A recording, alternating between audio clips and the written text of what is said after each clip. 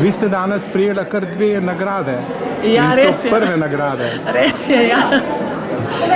Sem zelo vesela, ja. Za katere nagrade gre? Kategorija v mešanem kruhu in kategorija v belem kruhu. Zelo rada pečem kruh. Pečem ga od 11 leta. Zdaj imam 1 leto krušno peč, na novo sezidano in se bolj ukvarjam s tem. Tudi nekaj pač prodam prijateljem, znancem, šenkam. Tu je moje veselje, zato živim. Zakaj mislite, da ste dobila prvo nagrado in kaj vam pomeni? Ja, upam, da je res to nagrada, da je v bistvu